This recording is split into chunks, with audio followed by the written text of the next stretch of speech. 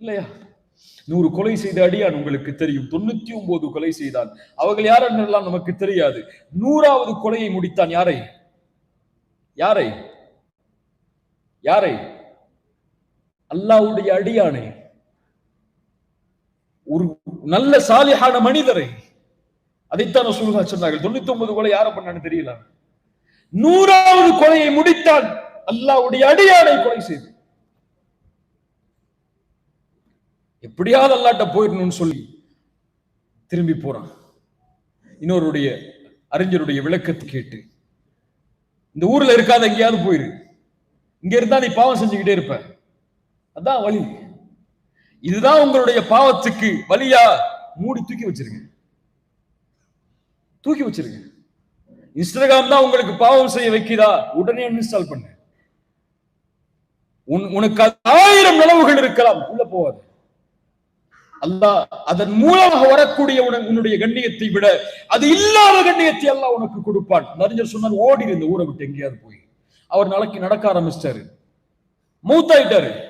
மலக்குகள் வர்றாங்க உயிரை கைப்பற்றதுக்கு, போட்டி நடக்குது. இவர் பாவின் ஒருத்தர், இவர் நல்லவர்னு ஒருத்தர். அளந்து பாக்குறாங்க, நல்லவருடைய ஊருக்கு தான் அருகாமல் இருக்கு, உயிரை கைப்பற்றிட்டு போயிடுறாங்க. இது நடந்த செய்தி, ரசூலுல்லாஹ் சொன்னது, அவ்வளவுதான்.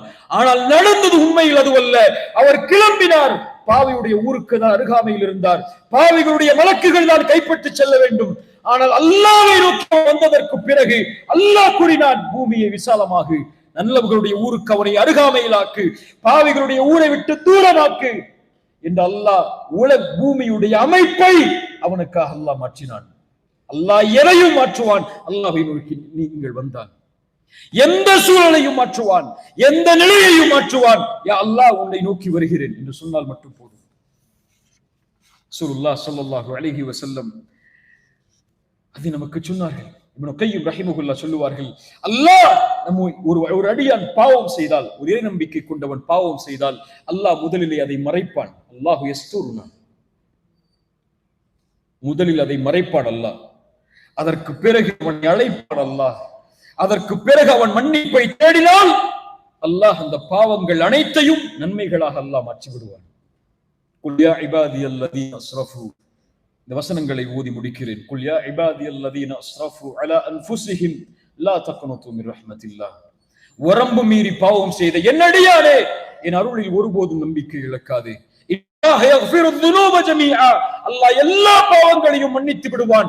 இன்னஹு ஹுவல் கஃபூருர் ரஹீம், அவன்தான் பாவங்களை மன்னிக்க கூடியவன், அவன்தான் இரக்க குணமுடையவன். இந்த வசனம் மட்டும்தான் எல்லாரும் சொல்றோம்.